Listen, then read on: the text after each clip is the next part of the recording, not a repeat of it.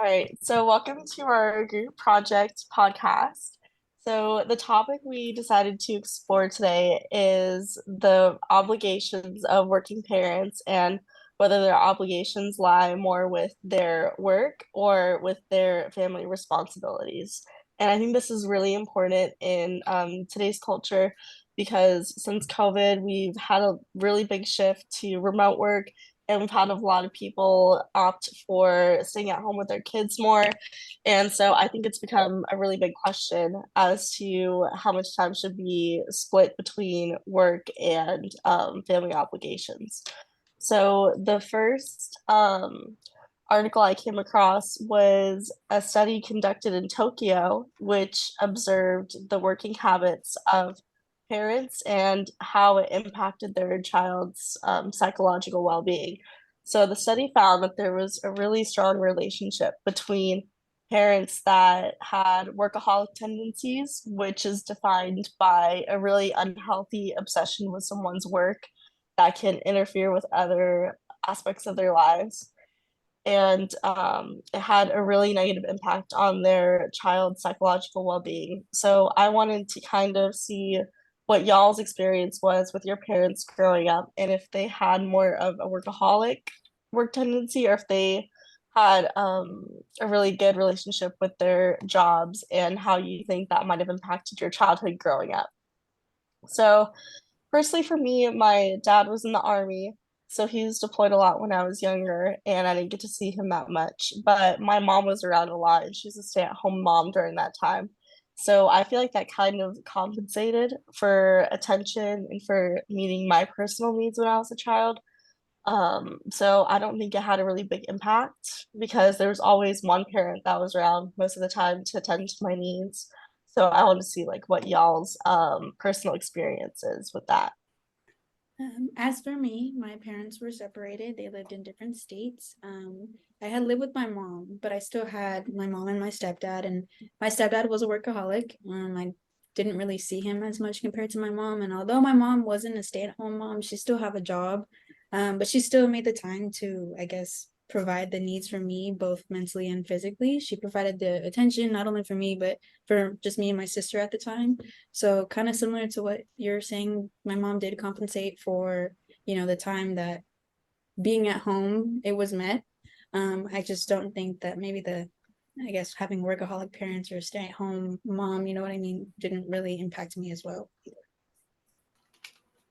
Right. So it was just my mom when I was growing up. So my dad wasn't really around. So I just grew up with just my mom and her trying to take care of my brothers and I. She'd just be out working. So my mom was a pretty big workaholic, but only just to make sure that my brothers and I had everything we needed. And yes, I did have other family like my grandparents, my tia that helped me out, like take me to school, take me to any other events going on ahead. But the thing was my mom wasn't there, so it kind of put like some type of toll on me, but I was able to learn a lot uh, by myself, just growing up real fast, having to wash dishes, and other things like tidying the house and being real neat. So that was my experience. From my experience growing up, both of my parents were together and they both did work a lot. They were on very different schedules. Like my dad was a truck driver, so he was gone at night. So my mom would do everything that she needed to do for us during the day when she got off of work. Growing up, she was always there for me at my school events and just making sure that I always had someone to talk to and someone to be there. So I always didn't feel like I had no one there for me. So because my dad was at working at night, I wasn't really as close to him, but I was still very close to my parents. But they both did a really good job at maintaining work and their life with their kids. From personal experience in my childhood, my parents were together, and I had a workaholic father and a stay-at-home mother. And whenever my mother wasn't there to provide, I had help from my grandmother. So I was very fortunate to have family that would help with childcare. Okay, similar to Jordan's article, but mine is more towards American families, specifically towards working mothers and how they're utilize alternative care to provide for their children. Um, It was about a reform that had gave families financial freedom. They gave them allowance. It's pretty much everything that you would think that you would need so that you wouldn't need the job necessarily for working mothers. And they did a study based on how that would influence not only their care, their well-being and overall education throughout school. The result had shown both negative and positive outcomes. It was mainly focusing on the fact that their education outcomes only had improved if the parental care generated a more positive effect. As in not being gone for too long, being workaholics, but still providing the needs for their care, and how it would benefit versus after school care and unsupervised time at home. My question for you guys is, although having maternal care early years throughout your life, would you have think that the excessive, stay at home reliance and codependency that parents provide as they're at home could affect their performance in the outside world once they're given the opportunity to be independent? As for my answer, I think that codependency is useful to a certain extent. And I think that extent stops once you reach the age of becoming a young adult. You go to college and you explore, you expand, you leave home, you leave the nest, to say the least. And I think that once you become very codependent on something, you have a really hard time doing things on your own. That applies for literally everything, living, you know what I mean? Paying for certain things, and overall just how you do things, and holding yourself accountable for things that you should be doing on your own versus relying on someone. So I think that, codependency should be lessened just a little bit, so that we can flourish, grow on our own and, become independent. So I think that the more codependency that you have on your parents, the more likely that you're going to have more struggles. And I guess in a sense, not necessarily like have a hard time growing up, but in a sense where the reliance is always there. Right. I think that's a really good like take on it. I think there's the two extreme ends of the spectrum. One is where, you're a workaholic and you're never really tending to your children's needs emotionally. And then the other side of it is almost being overbearing and kind of breathing down your child's neck and the helicopter parent. And I think there needs to be like some kind of middle ground where you tend to your child's needs when they really need help, but also teaching them how to do things on their own when you're not going to be around, because you're not always going to be around for your kids. So I think it's a really good thing to make sure there's that healthy balance of helping your kids when they really need it, but also teaching them how to do things on their own. So when the time comes when they have to do something on their own, that they're really well prepared for that. Yeah, I agree with everything that you just said too. I'm not trying to piggyback off your answer, but like it's a thing to teach your child to do something and then having to do it for them. You doing it for them Mhm. constantly would just get them into a routine where it's like, oh, you know what, mom got it, dad got it, whatever. Like they learn no responsibility, no character, no nothing like that. And so things like that is pretty important because once they're gone and they're in the real world by themselves, like they have no one. They don't know how to do anything because, mom and dad have been helping them out for everything. So I think yeah, it's a pretty good take. It's a good question. Yeah, I can agree with all of you guys as well. For example, like if let's just say like something happens to their parents and they're no longer around, like who are they gonna have to depend on? They're gonna have to know how to step up and learn how to buy a car on their own, learn how to buy a house on their own, just go through life on their own. Um, like Alyssa said, it is necessary for there to be help when it needs to be, but there's also a certain point where it's time for us to like grow up on our own and experience life and go through things by ourselves. And it's okay to struggle because that's how we learn. We learn to struggle. And I think growing up, from my opinion, like my mom, she made me do things on my own. So like, and I struggled and I learned, okay, later on in life, I learned from my past and like I just learned from mistakes. So it's nice to have that help. And of course it's needed growing up from your parents. But just when you get a little bit older, maybe like 18, in your 20s, like it's time to like just do everything on your own. And I mean, they could still be there for help, but just try to get through life on your own. I agree that there does need to be a balance because too much supervision, where it may smother the child, could have detrimental effects further down the line when the child reaches adulthood and they need to start taking those steps into independency. So there does need to be a good balance. All right, now taking me to my topic. So my article kind of explains more about defending a working parents or parent, because we really don't know what goes on in a child's life since we're not really there. But my article basically talks about helping out a parent and basically backing them up, helping them, saying that guilt shouldn't be something a parent should be feeling when it comes to providing for their child, because they have that more obligation to be there for them, take care of them, to provide for them, whether it be a roof over their head, clothes on their back, things like that, to where they should have to feel so sad or miserable and because of their child not being there for their child, I'm sorry, and having to drop them off at a nanny or a daycare with another family member. So it's pretty important to try and find that middle ground between work and home life. And so I think that's like a social norm that should be, changed or well known to people to kind of give those type of working parents a break. Because a parent being gone for extended periods of time could probably leave an effect on a child, thinking like, wow, like I don't feel love, like mom and dad are always at work, I feel like no one wants to spend time with me, because we never know what goes on in a child's mind. Which kind of brings me to a question that I brought up to myself, and I thought I'd ask you guys. How is it that we can help a child understand like what their parents do for them? In other words, like how can we show them that what their parents are doing is for, or let me phrase that, I'm sorry.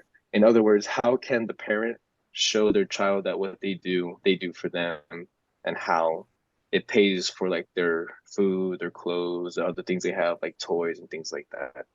And so for me to answer that question, I found that like growing up, I found out pretty quick that that what my mom did was for me. Like I knew that money didn't grow on trees. I knew that not everything we could always afford. But I did know that like things that my mom had taught me, why my mom was gone for so long, was for me, and that like she cared for me, especially since like my dad wasn't there to really show that love and support. Like I knew that what my mom was doing was for my brothers and I. So that really helped me. Yeah, for my personal experience, I didn't realize how little I knew about how much things cost until I went on to college. And then you're like, oh man, this bottle of Tide is like $15. Are you kidding me? So I think it's really important to teach kids, not just for themselves when they grow up, but also when it comes to like asking for like a new toy or this or that, to really put into perspective like how many hours of work your parent would have had to work in order to pay for that like item. So a good rule of thumb that me and my family go based off of is say someone makes like $25 an hour and there's a pair of $100 shoes I really want. I really need to kind of put that into perspective and ask myself, like, do I want these shoes bad enough where it would have taken my mom or dad, half of their workday to pay for? So I think it's not just about putting it into context for themselves when they get older, but also really making them understand, like how much bills cost and how much a house costs, because like myself and a lot of my friends, we really didn't know like how much things cost until we went into college. So I think that's really important to teach those kids when they're younger and realize how much parents do have to work in order to pay for those things. I agree with both of y'all so far. Not only does it take consideration, but it can also take a conversation. I think that despite, children of young age are probably not going to understand the bigger picture, but I mean, more or less for that group, it could take comfort. You could show it through your actions, if to say the least. Like, yes, you may be gone, but still provide like that need that they're missing while you are gone. But as for those who are older, I mean, yes, we're not going to realize it. We're not like until we get older, until we start following their footsteps, until we start having jobs. But I think for those who are like in the process of like seeing the bigger picture, a simple conversation of just like, I do this for you, reassurance as to why they are gone can change a lot more of your perspective. Like, oh well, they're never here, you know what I mean? Like, they're doing it for me, they're doing it to provide for me. So I think that takes into bigger consideration as of how it can change your picture of why your parents are gone. I can agree with you guys as well. I think growing up, I could take this into like personal experience, like me and my family, like we would struggle a lot with like money and stuff. So I would know like my parents working hard, like they're working hard for the stuff that we do have and the stuff that we can afford. And so like at a younger age, it may not be as healthy for us as younger like kids to know like more about like our family problems, but it also does help because we know like we can't get every toy we want in the world because like there's people that struggle with money, and it's important to know that the money they do make is going to things that we do need, like a house payment, a car payment, groceries. So, and then when you do get the toys you want, or you do get the shoes you want, your parents buy you the stuff you want, you know, like, oh, they really took the time from the money that they made to put this money aside for me so I could get the stuff that I want. So that's how you can show the kids like they appreciate and stuff. They know that their parents are working hard for them. I agree because similarly, growing up, my parents always made it like a big deal to teach me the value of a dollar and that money doesn't grow on trees. And I just agree that parents shouldn't feel guilty for providing for their family, but also children should know the value of a dollar and the sacrifices that their parents make just to provide for them. So long as the parent just doesn't put work completely over their child and still gives them that love and attention that they need for the proper development. Moving on to my article. My article examined the relationship between working class mothers and the father's job across the first year of parenthood, and then also reflecting on their child's behavior problems and adaptive skills. Um, the research on parental employment has tended to focus on the effects of work hours and schedules on children's social and cognitive development. So they also just like looked into children's like behavior and stuff, who have parents who are workaholics, and how it affects their behavior at school. So the question that I have is, do you think parents who have stressful, overwhelming jobs affect children at home and their behavior? So for example, parents with an overwhelming job may be distant from their children, and how do you think this affects them? I think it can affect them kind of in a negative way. They may feel like they have no one to talk to if both of their parents are workaholics. For example, if they're always gone, like they're also as younger kids, like you want that attention from your parents. You want them to take you to the park to go play. You want them to play with you outside. So I think it affects them pretty negative because they just feel like they don't have no one there for them, which can affect them in the long run because when they get older, they're always going to want to distance themselves from their parents because they didn't have their parents by their sides growing up. So Personally, in elementary school, I think it was a really big deal when we'd have like an after school event or like an extracurricular activity where all the parents were invited. And there was always like one or two kids in the class where their parents didn't show up or couldn't make it or whatever. And even if the kid tried to show, like it didn't really affect them. Like you could tell it bothered them that like everyone else's parents went to go show up for their kid, except them. So I think not only does it like impact them like personally with their parents, but it also impacts them when they see that their peers' parents showed up for them and their parents didn't. So maybe it can kind of create that insecurity of, oh well, like why did their parents love them enough to show up for my friend, but my parents didn't show up for me. So I think that's another aspect of it where it can be really obvious the difference of parents that show up for their kids and parents that sometimes are just overwhelmed and like don't really have the capacity to do so. Similar to what y'all are saying, I kind of think that it is negative as well, and I kind of think it kind of gives the child a sense of like neglect. I think that parents have a hard day at work, and they want to just go home, whatever, do this and this and that, but it also like their attitude rubs off on their child. So when a child confronts their parent, like, oh, well, maybe just for a simple conversation, or they needed something, they need help, they rub off that same energy that they had throughout the day. They had a bad day, they want to be bothered, they don't want to do anything, they just want to relax and go home. So I think that once that becomes into routine, for especially workaholic parents, they get tired, it comes an everyday thing. And eventually the child won't want to go to your parent. You know what I mean? Like the child will be scared, like, oh, well, I already know how they're going to act. So there's no point in me even saying anything. So I think the feeling of neglect applies not only but at home and their outside worlds, referencing to what Jordan said, schools as well is like, well, there's no point of you even trying to get my parent to come because I already know how they are if I were to go to them. You know what I mean? So yeah, I think that's a strong, firm believer of neglect. Yeah, what both of y'all said was pretty spot on. I agree completely. Because there's times where like my mom would come home and like the slightest thing would just trigger her like boom, like that, and it'd be like, ooh, like can't talk to her today, wait till tomorrow, or something like that. But yeah, like you said, like you want that attention. You're like, oh, like hey, you're home, like I want to talk to you about my day, like at school, whatever, whatever. But they're like, yeah, like kind of brushing it off, kind of brushing it off. So it's kind of like man, that kind of hurts. And then like what Jordan was saying about like school and things like that, like we would have this thing at school, like parent student like luncheons and stuff, or like muffins from mom, donuts with dad, things like that.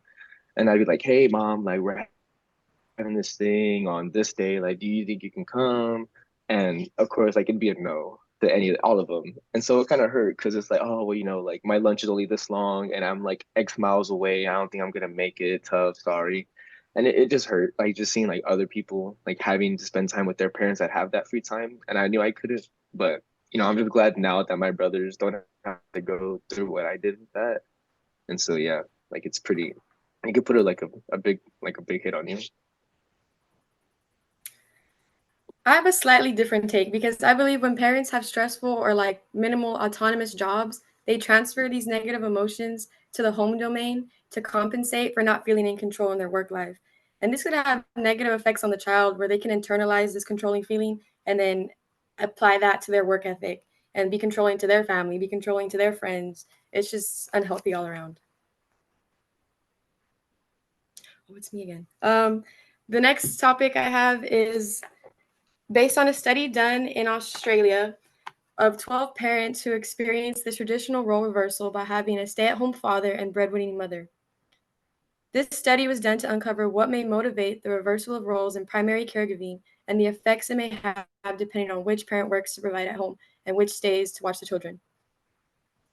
The stay-at-home home were interviewed and they were asked about how they were raised and how it affected how they decided to parent their children. And most typically, these men regretted the absence of their father during these long working hours and the emotional distance that often flowed from their less engaged role in everyday family life. On the other hand, one of the mothers, Jill, who was the breadwinner for her family for 8 years, believed most wholeheartedly that young children needed to be with their mother most of the time. Jill's personal attitudes were shaped by her admiration for her own mother, who had a full-time job at home with 8 kids. So my question for y'all is, do you believe a parent's relationship with work and home life can directly impact the way their child grows up and plans to raise their own kids in the future?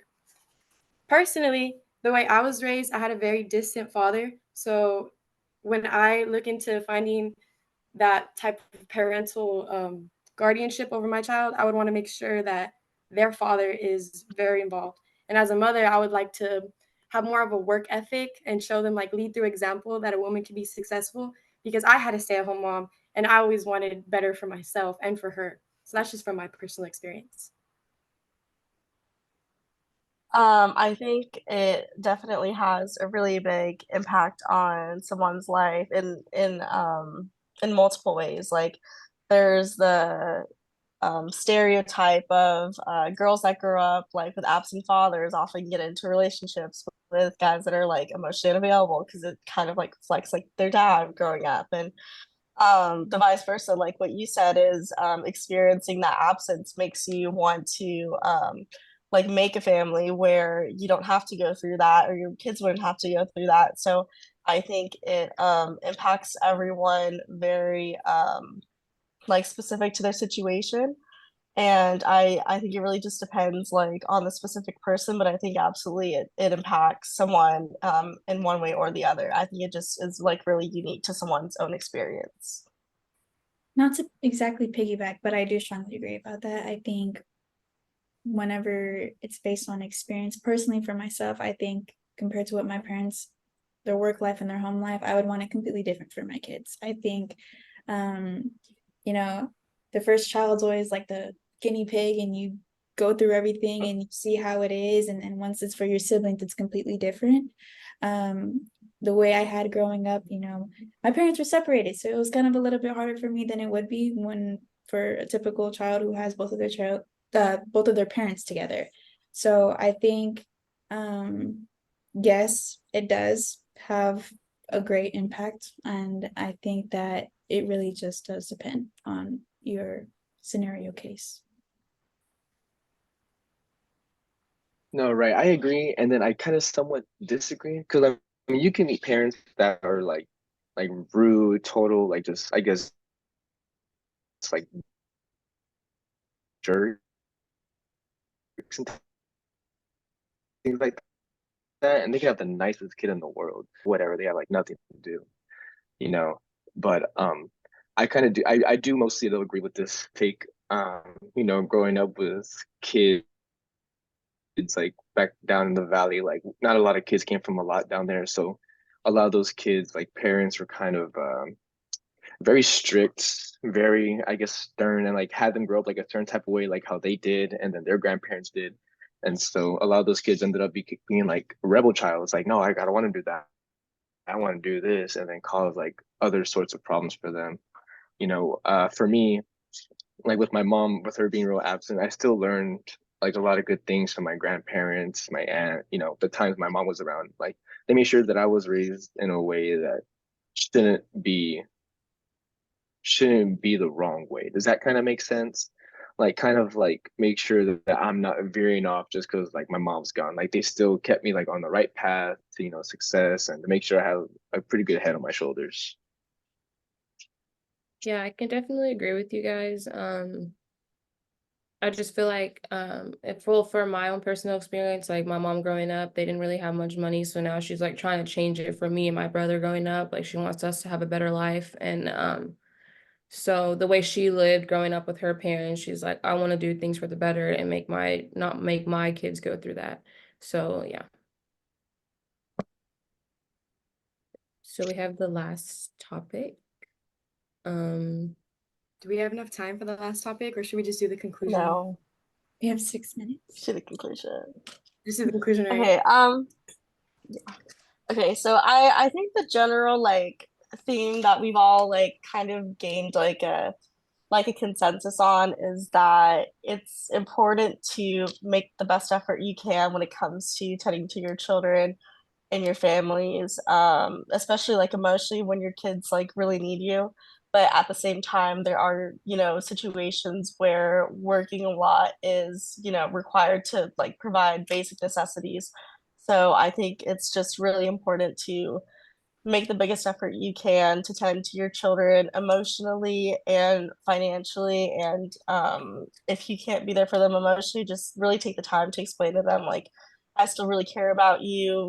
In fact, I'm working this much because I care about you and I need to do this in order to provide you with everything that you need. But I think it's really all about that sweet spot and that really good balance between tending to your kids when you really need it and letting them do things on their own. So if anyone had anything else to add to that. Nope, I completely agree that there needs to Yeah, be you balance. covered it. Okay, awesome. So thank y'all everyone for your contributions. I think this is a really constructive conversation. And I think it's really good information we can apply, to our futures. So thank y'all for attending today, and I'll see y'all next time.